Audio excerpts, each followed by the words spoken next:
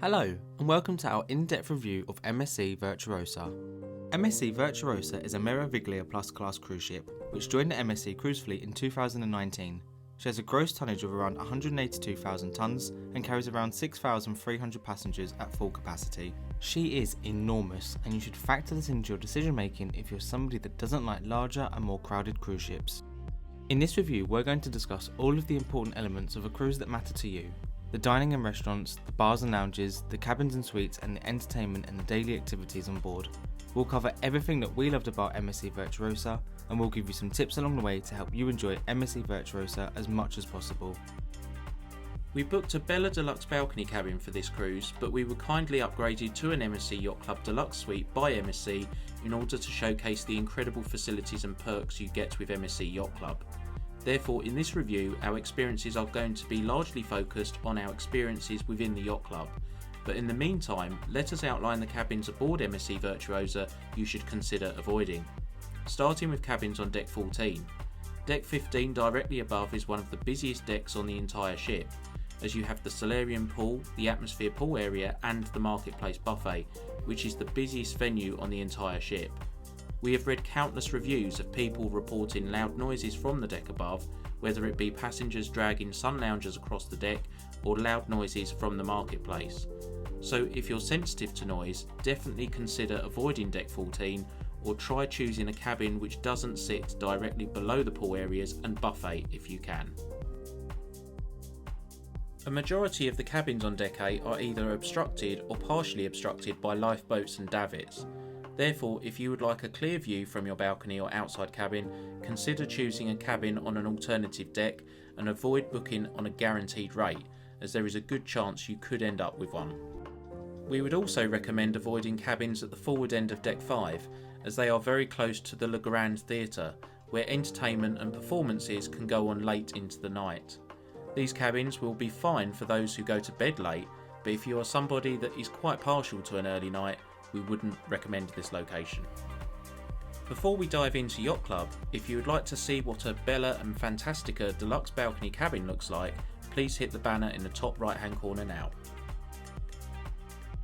The Yacht Club Deluxe Suite is the equivalent of a mini suite or junior suite with most cruise lines, and a sky suite with Celebrity. For us, the size of the suite is more than sufficient, as were the amenities of the cabin itself. You get a fully interactive TV, tea and coffee making facilities including a deluxe coffee machine, a fully stocked minibar with drinks and savoury snacks, a Zoe Bluetooth speaker, comfortable furnishings, a sumptuous bed with memory foam mattress and Egyptian cotton bed linen, a decent sized balcony, plenty of storage and a rather generous bathroom with a rainfall shower. Any cruiser who chooses to sail in a suite will know that you aren't just paying for a bigger cabin, you expect to get a decent range of perks and benefits too, especially when somebody in the Yacht Club is likely to be paying around 5 times the amount that a passenger in a Bella balcony cabin will be. So the question is it worth the money? From our own experience, 100% yes. Okay, we didn't pay for it on this cruise as we were kindly gifted it by MSC. But as soon as we got off MSC Virtuosa, we went and booked the exact same Yacht Club Deluxe Suite aboard MSC Euribia for October 2023. MSC Yacht Club feels like a 6-star resort within a very big cruise ship. We love how all of the Yacht Club facilities are within a minute's walk from your suite, whether it be the Yacht Club restaurant, the top sail lounge, the sun deck and solarium, and the concierge desk. All such facilities are exclusive for Yacht Club guests, where the scanning of your cruise card is required. There were some minor niggles associated with MSC Yacht Club, and some of them are more observations. Firstly, the menu in the exclusive Yacht Club restaurant is no different from any of the other main dining rooms on board. We enjoyed every dish that we ate in this dining room, however we do feel that a guest paying a huge premium to sail as a Yacht Club guest should be given a different menu to those in Aurea, Fantastica and Bella accommodation. Another niggle relating to dining is the poor choice on offer for those with dietary needs and requirements. Some cruise lines like P&O and Cunard have entirely separate menus on hand, whereby you pre-order your dinner for the following evening if you don't like the choices on the standard menu. That doesn't exist in any of the dining rooms aboard MSC Virtuosa, and if you're a vegetarian for example, and you don't like the one solitary option available on the menu, then you're pretty stuck. Unless you're in the Yacht Club of course, and the maitre d' liaises with the chef to prepare a delicious meal for you each evening, which did feel very special and personal. So apart from this, dining in the Yacht Club was fantastic. whether it be breakfast, lunch, dinner, or the incredible high tea which is served each afternoon in the top sail lounge. Overall, Yacht Club was a sublime experience, and the fact that we so quickly went and booked to experience it all again on MSC Euribia in October 2023 at considerable cost should hopefully speak volumes. If you would like a more detailed tour and review of MSC Yacht Club aboard MSC Virtuosa, please check out our MSC Yacht Club review on our channel.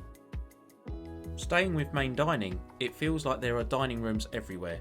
If you're staying in Bella or Fantastica accommodation, you can dine at the Blue Danube, Minuetto, Symphony and Opera restaurants. If you're staying in Aurea accommodation, you will dine in the Il Campo dining room located on deck 7. The menu here will be the same as the menus offered in the other dining rooms, but you can expect service and standards of food to be slightly elevated. Aboard Virtuosa you are offered early and late dining options. Early dining ranges between 5:30 and 7:30 PM, and late dining is between 7:45 and 9:45 PM. Whatever option you request when booking your cruise, you will be assigned a certain time between the appropriate time range for the sitting you have requested. As already mentioned, we sailed in Yacht Club for this cruise, but we did wander down to the Minuetto dining room for lunch one day for the benefit of this video, and we're sorry to say that the food was pretty awful. Soups were very bland, prawns had not been deveined, and the food was really quite cold. Service was also below standard, and this was highlighted not just by how slow it was, but by the waiters not inquiring whether everything was okay with our meal when we had barely touched a thing. Now, admittedly, this was based on a single experience, and therefore we could have had bad luck that one lunchtime, but if poor main dining is a common theme on this ship, then it is certainly compensated by the fantastic food everywhere else on board. It's just unfortunate that much of the time it will come at an extra cost. MSC Virtuosa has an enormous range of specialty restaurants, and unlike other cruise lines we have sailed with recently, we had no trouble booking them. There's a range of cheaper extra charge dining options available, including Jean Philippe Chocolate and Cafe, which serves the best hot chocolate we have ever had, and you can choose from the many different flavours of macaroons to accompany it. If you're looking for a more substantial meal that isn't going to cost you an arm and a leg, Olla, Tacos and Cantina would be our recommendation. This extra charge dining option is open for lunch and dinner, and you can choose to order items individually or eat as much as you like for just £16.99. The atmosphere in this dining venue is great, and the service was really friendly. Food quality and presentation was also really quite good, and we both left feeling as though we'd received great value for money. Watch out though, the iced margaritas are lethal. When it comes to more expensive specialty dining aboard, you have restaurants including Butcher's Cut, which is a steakhouse serving an extensive variety of different steaks, as well as other dishes including the grilled salmon and sweet corn risotto. Save room for dessert though, as both the cookie dough and the sticky rum cake we had were sensational. You can pay for dishes individually, but it works out much better value if you do this and other extra charge dining venues as part of the dining package, which costs £43 for Butcher's Cut. Other extra charge dining venues include Kaito Sushi, Kaito Teppanyaki and Indochine, all of which were fantastic dining experience in our view, and were very much needed aboard the ship as main dining really wasn't up to much. If you'd like to get a more in-depth review of the dining aboard the ship, be sure to check out our in-depth MSC Virtuosa dining guide on our channel, or click the banner in the top right hand corner now. You will never be stuck for things to do aboard MSC Virtuosa. There is a huge range of different bars on board, from the lively Virtuosa bar and lounge in the Galleria Virtuosa, to the more laid-back and subdued atmosphere you can find in the Sky Lounge up on deck 18 during the day. Whilst on board, the ship was at full capacity, and that was certainly more pronounced when trying to find a seat in one of the many bars and lounges. The only bar and lounge we didn't struggle to find a seat in at night was the Top Sail Lounge in the Yacht Club. The ship outside of the Yacht Club didn't feel pleasant to us, it just felt too overcrowded and busy. In fact, MSC Virtuosa has one of the worst passenger space ratios in the industry, of just 28 cubic feet of space to enjoy when the ship is at full capacity. This is pretty terrible when you consider the luxury 6-star ships operated by the likes of Silversea, Seabourn and Regent operate with a passenger space ratio in excess of 72 cubic feet. And a big ship like Queen Mary 2 has a passenger space ratio of 58 cubic feet per passenger. Now, these are just numbers, but they do say a ship with a passenger space ratio of less than 35 means a ship will feel very crowded and at times understaffed, and that was very much how it felt aboard MSC Virtuosa. The ship felt extremely overcrowded. In addition to not being able to find seats in bars and lounges of an evening, pools and hot tubs usually exceeded stated capacity during the day. And the service all over the ship was mostly friendly, but very slow. If you're somebody that doesn't like crowds and enjoys having your own space, MSC isn't a cruise line we'd recommend, unless you're in the financial position to upgrade to Yacht Club, which offers a totally different experience. One bar we can't not mention is the MSC Starship Club, a must-see feature aboard this ship, but we wouldn't recommend trying it. You simply select your cocktail by using the touchscreens, and you can watch Rob the bartender make your cocktail right in front of you. The reason we wouldn't recommend it is because the prices are exorbitant, and the cocktails that we tried were literally undrinkable. They went down the sink. Mocktails are charged at £10 and cocktails at £18, and annoyingly, none of the drinks offered are included as part of any of the drink packages. If you'd like to discover a ship which does have robotic bartenders where the drinks are included as part of a drinks package, click the banner in the top right hand corner now. In addition to the many bars and lounges aboard MSC Virtuosa, you'll find an incredible range of things to do aboard this ship, for both adults and children. Le Grand Theatre is the main entertainment venue aboard MSC Virtuosa and lays on performances from tribute acts, comedians, magicians and West End style shows, which were interesting to say the least. The shows were pretty dire in our view, and we walked out after 15 minutes or so, but the extra charge carousel shows in the carousel lounge are nothing short of fantastic. Charged at around £10 per ticket before your cruise and £15 per ticket once on board, we cannot recommend this venue enough. We saw the Archimia show, and it is the best performance on stage we have ever seen on a cruise ship, and we cannot wait to see the other chargeable shows laid on in this lounge when we sail aboard MSC Euribia next year. Coming from somebody that usually yawns their way through a show, the performance we saw was astonishing. Just by the Carousel Lounge you have the Red Gem Casino, which is one of the largest and most diverse casinos we have seen at sea. The Red Gem Casino features a wide range of the most modern gaming machines and gaming tables, and you can also buy scratch cards here too. This is also one of the few places on board where you are allowed to smoke. Casinos aren't really our thing, but if you'd like to listen to a story of somebody who did have some luck during this cruise in the Red Gem Casino, we've popped the link in the video description. Adults can unwind in the beautiful MSC Aurea Spa located on Deck 7. The MSC Aurea Spa is the place where you can be pampered with revitalising massages and beauty treatments, as well as enjoy the sensational hydrotherapy pools, saunas and steam rooms. After a session in the thermal suite, you can also get a manicure and pedicure at the beauty salon, or why not get your hair done? You are on holiday after all. As spas go on a cruise ship, it doesn't get much better than this in terms of the facilities on offer, and for those in Yacht Club and Aurea grades of accommodation, you can enjoy daily access at your leisure. If you're in Bella and Fantasco accommodation, you can either pay for an hour session, which costs around £16 per hour, or £40 per day at the time of filming, making her pretty fairly priced when compared to other cruise ships we've been on with other cruise lines. MSC Virtuosa is probably one of the best, if not the best, ships for families which we have sailed on. You have an extensive children's club on board for children aged between 3 and 17 years of age, making it the perfect ship if adults want some alone time exploring elsewhere on board or ashore and they're looking for peace of mind that their children are enjoying themselves and being well looked after. The facility is included in your cruise fare, and your children will be able to use other children's facilities on board, supervised at all times. You have the Himalayan Bridge, which offers an 80-metre skywalk along a suspension bridge more than 60 metres above sea level, a truly unique way to get some exercise and take in some more of those incredible views for good measure. Directly next to that you have the Savannah Aqua Park, one of the most intricate, exciting water parks at sea, with 3 twisting water slides, a range of pools, water features and other activities for all ages. Children can also grab soft ice cream and slush puppies from the small bar at the Savannah Aqua Park, which are included as part of the children's drinks package. Please note any person wishing to use the Himalayan Bridge or Savannah Aqua Park will be required to sign waivers in order to use these facilities, as will parents if you leave your children in the care of Children's Club staff. MSC Virtuosa has a selection of decent sized swimming pools and hot tubs on board, but with that high passenger capacity already discussed, there's a good chance you'll struggle to use them.